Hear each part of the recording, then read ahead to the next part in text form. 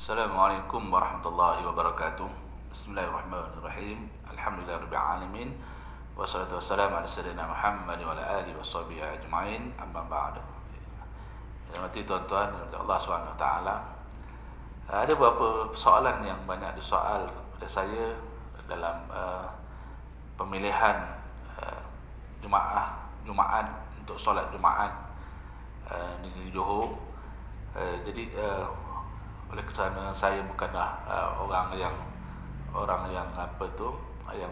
membuat garis panduan dan sebagainya, dan tak termasuk pun dalam ahli ketua kuasa ataupun menentukan apa-apa, cuma dari kefahaman teks daripada sudut, bukanlah saya maksudnya sebagai seorang peguam syar'i boleh maksudnya menentukan sesuatu, cumanya segi kefahaman teks saja yang boleh saya faham daripada apa yang disebut dalam garis panduan pelaksanaan solat Jumaat di masjid dan surau Jumaat di negeri Johor Darul Ta'zim dalam suasana di ketika PKPP ini.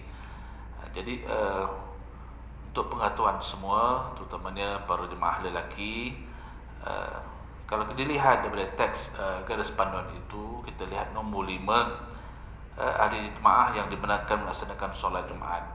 Sebut di situ pada 5.1, pengurusi jawatankuasa pengurusan masjid dan surau Jumaat hendaklah yang pertama memastikan 40 jemaah yang hadir ke masjid atau surau Jumaat dalam satu-satu masa dengan mengambil kira pelaksanaan SOP keselamatan dan kesihatan yang ditetapkan oleh KKM dan juga MKN.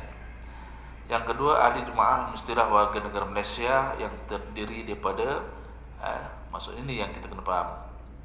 Siapa dia yang 40 orang tu, iaitu yang terdiri daripada yang pertama pegawai masjid dan surau Jumaat. Pegawai masjid dan surau Jumaat mengikut enakmen pentadbiran negeri Johor, pegawai masjid itu iaitu imam dan bilal dan noja yang dilantik oleh Majlis Agama Islam Negeri Johor, negeri Johor. Yang itu yang dinamakan pegawai masjid, yang dilantik oleh masjid, itu lantikan oleh masjid, tidak diiktiraf oleh Majlis Agama Islam Negeri Johor. Tapi yang disebut pegawai itu iaitu imam, bilal dan juga noja yang dilantik oleh Majlis Agama Islam Negeri Johor. Yang kedua, ahli jawatankuasa masjid dan surau Jumaat. Ahli jawatankuasa masjid dan surau Jumaat, maksudnya ahli jawatankuasa yang telah dilantik juga. Berapa orang? Itulah juga yang terdiri, termasuk di dalam 40 orang. Yang ketiga, ahli qaryah yang telah dipilih dan dimaklumkan. Ahli qaryah yang telah dipilih dan dimaklumkan. Jadi di sini kita faham. Pertama, ahli qaryah. Di kalangan 40 orang itu pertama mestilah dia ahli qaryah, bukan orang yang musafir, bukan orang yang duduk tempat lain, qaryahnya tempat lain, dia datang duduk di Taman Baru Uda contohnya, datang ke Pasir Gudang, itu bukan ahli qaryah Pasir Gudang. Dia ahli qaryahnya di Taman Baru Uda. Jadi yang pertama ni maksudnya ahli qaryah, memang dia dikenali sebagai penduduk situ, yang duduk di situ memang ahli qaryah situ. Yang keduanya dipilih, dah ahli qaryah, kononnya mesti dipilih oleh jawatankuasa, pengurusi jawatankuasa, dipilih. Yang ketiga, dimaklumkan. Selepas dipilih, dimaklumkan oleh jawatankuasa masjid bahawa kita antara jemaah yang dipilih untuk solat Jumaat, untuk solat Jumaat. Maksudnya, selain daripada pegawai masjid, selain daripada ahli jawatankuasa masjid, yang lain itu adalah ahli qaryah dipilih dan dimaklumkan. Kemudian siapa ahli qaryah itu pula? Iaitu yang ketiga, ahli qaryah yang didapat mestilah dia berumur 15 tahun ke atas. Yang dipilih itu hendaklah 15 tahun ke atas. Bawah 15 tahun tak boleh, 15 tahun ke atas. ahli Korea yang dipilih dan ditentukan secara penggiliran untuk hadir mestilah tidak mengalami masalah kesihatan dan pergerakan. Ahli Korea itu mesti kita pastikan, maksudnya jawatankuasa kena pastikan, kena pastikan. Pertamanya penggiliran. Minggu ni orang lain, minggu depan orang lain. Ada penggiliran di situ. Ada penggiliran di situ. Kemudiannya mesti pastikan kesehatannya bagus, pergerakannya bagus. Ini pastikan. Kalau tak apa sehat, tak perlu. Kalau solat duduk rasanya tidak perlu. Pilihlah yang boleh berdiri. Sebab pergerakannya susah. Maka ahli jawatankuasa bertanggungjawab memilih ahli Korea yang berumur 15 tahun, yang dimaklumkan pemilihannya. Kemudiannya mestilah dia itu mesti melalui penggiliran, melalui penggiliran. Maksudnya itulah tanggungjawab ahli jawatankuasa masjid untuk memastikan bahawa adanya penggiliran di situ. Ini masalah yang timbul. Ada beberapa cadangan yang disebut dengan berbagai kaedah yang dibuat oleh masjid-masjid. Tidak apa kaedah pun tak ada masalah. Kaedah pemilihan itu, bentuk kaedah pemilihan itu tidak ada masalah. Yang penting disebut situ mesti memilih.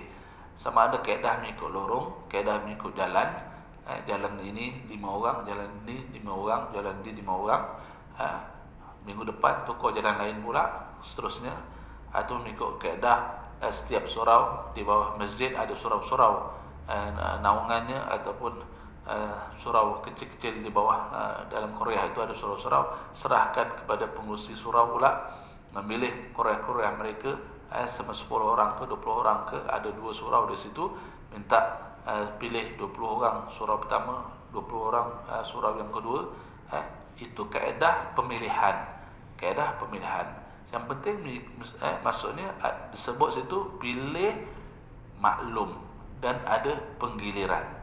Dan ada penggiliran. Itu juga disebut dalam panduan ini, dalam nombor 7 panduan sebelum solat Jumaat.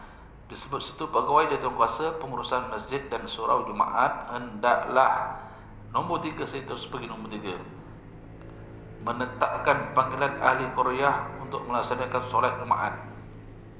Menetapkan penggiliran ahli Korea untuk melaksanakan solat Jumaat. Maksudnya pastikan ada di situ penggiliran di kalangan ahli Korea dalam kita nak memilih jemaah untuk solat Jumaat. Ada kaedah yang lain, ada menyebut, pernah ada tempat yang mengatakan buat siapa cepat dia dapat. Cara pilihannya siapa cepat dia dapat. Kalau mengikut teks yang dibaca tadi, maksudnya yang saya faham, maksudnya tidak ada di situ istilah siapa cepat dia dapat. Sebab apa? Sebab disebut situ dipilih ahli Korea, dipilih dan dimaklumkan. Maksudnya perlu dimaklumkan siapa yang hadir.